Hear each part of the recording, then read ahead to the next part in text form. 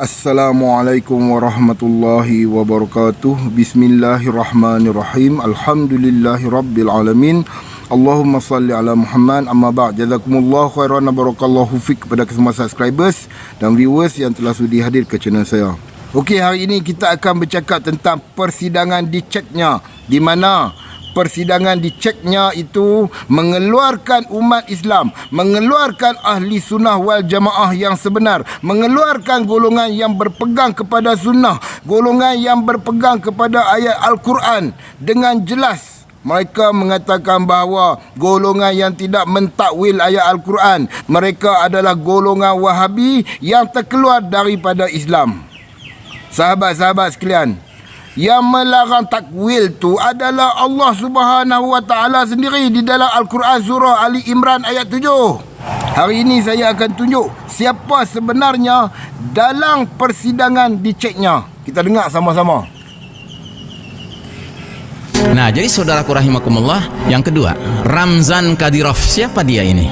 Ramzan Kadyrov adalah anaknya Ahmad Kadyrov.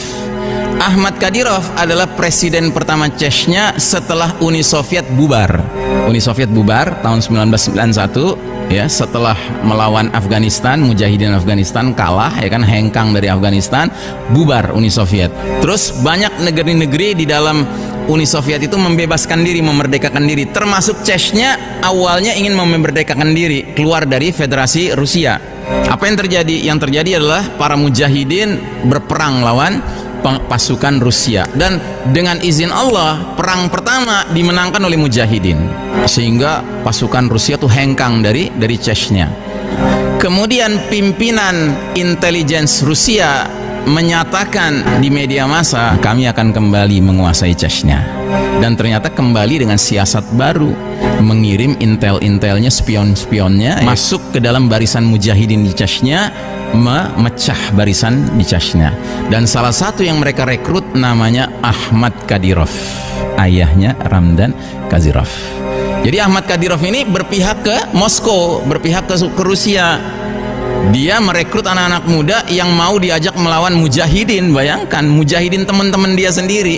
Akhirnya pecah internal di dalam Chechnya itu, sehingga mujahidin itu tersingkir ke gunung-gunung. Diangkatlah Ahmad Kadyrov oleh Putin, oleh Rusia, menjadi presiden pertama Chechnya. Nah, ini mujahidin di gunung-gunung ini sebentar-sebentar melakukan hit and run, artinya menghantam Chechnya secara sporadis, sampai pada suatu hari sedang ada pawai, ya kan, Presiden Ahmad Kadyrov ini dibom, Pak, mati dia.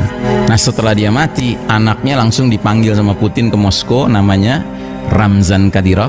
Terus kemudian dengan penuh kebanggaan Putin mengatakan bahwa ayah dari Ramzan ini telah menjadi hero, jadi pahlawan melawan kaum ekstremis, ya kan, maksudnya mujahidin. Nah, karena dia sudah mati dalam menjalankan tugas, kami akan mengangkat anaknya Ramzan Kadyrov sebagai pimpinan Chechnya. Jadi benar Anda kalau mengatakan itu settingan, memang settingan. Nah, jadi Islam yang sekarang itu diagung-agungkan atau katanya diberikan toleransi oleh Putin sekarang ini, itu Islam yang versinya versi banyak mengarah kepada zikir-zikir. Tapi kalau Islam yang membicarakan politik sama sekali nggak bisa di Rusia sekarang ini. Okey, jelas dah, kita dengar kan. Nampak tak Ramzan Kadyrov kan? Mereka adalah golongan pengkhianat kepada umat Islam. Orang macam ni kah kita nak percaya? Ramzan Kadyrov, golongan yang bapa dia menyerang mujahidin, menyerang pejuang-pejuang Islam. Kemudian Ramzan Kadyrov diiktiraf sebagai presiden di Chechnya. Siapa yang iktiraf? Vladimir Putin.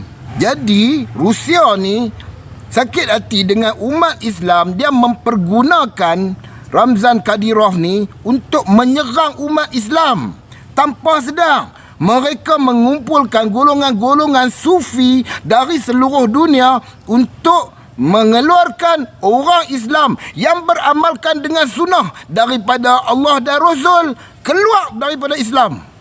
Itu pun masih ramai yang tak faham lagi bahawa Islam di Chechnya ditindas. Yang diwujudkan adalah golongan-golongan sufi yang buta agama, buta ilmu.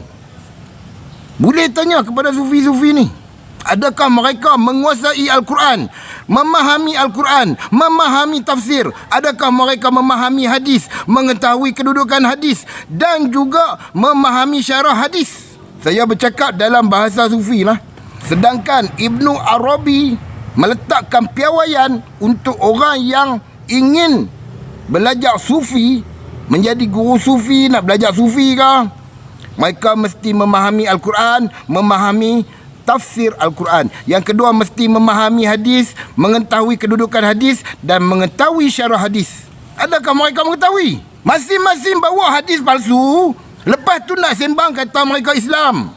Hadis pun mereka tak tahu kedudukan hadis tu palsu ke sahih ke, tak tahu. Mana kata mereka belum mengikut piawaian Ibnu Arabi. Itu saya bercakap dalam bahasa sufi. Kalau saya bercakap dalam bahasa sunnah, semua ni tak terpakai.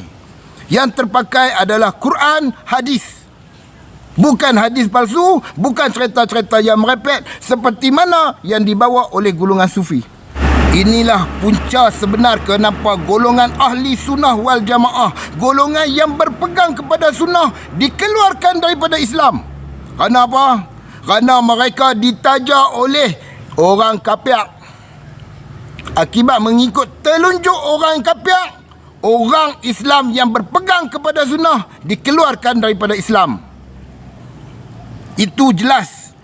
Yang dibagi tahu Ustaz adalah jelas. Hasil daripada usaha sama mereka itulah menyebabkan golongan Capaliun wal Kuburiyun dengan Nasrani gap baik macam ni. Sebelum kita tengok video tu, saya ada satu pertanyaan kepada Nahdlatul Ulama Indonesia dan Nahdlatul Ulama Malaysia. Kenapa benda ni terjadi? Katolik, Pak. Katolik ya. Nah, ini kan bunyi-bunyi dari sampean masih suka ke gereja? Ngaku. Berarti rada Mr. Bean iki.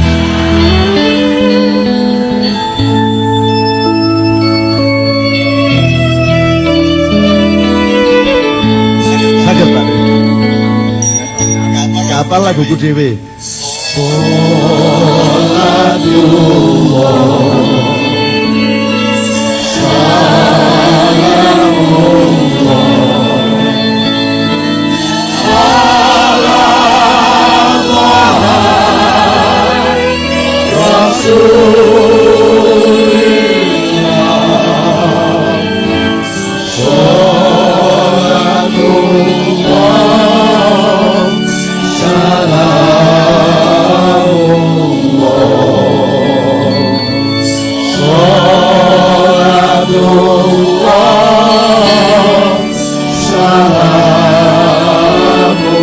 Sama-sama semua.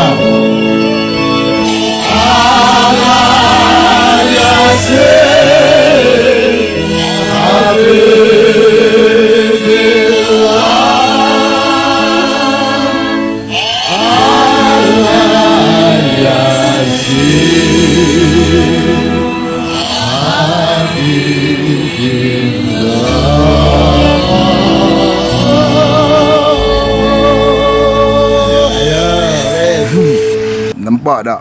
Apa saya nak beritahu? Yang dikatakan golongan sufi ni membawa satu fahaman dipanggil kesamaan agama. Tu sufi-sufi yang kat Ceknya tu membawa persefahaman yang mana agama semua adalah sama. Itulah yang diajar di dalam sufi. Kalau nak tahu benda ni, saya cakap betul ke tak?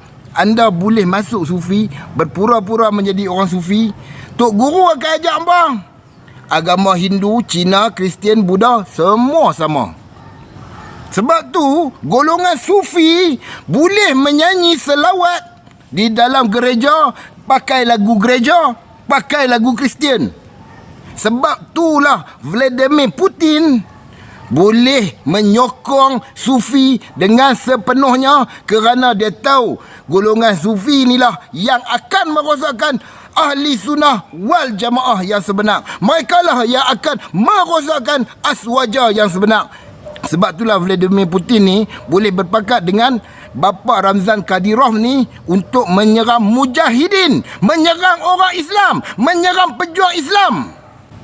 Golongan Sufi, adakah mereka berperang?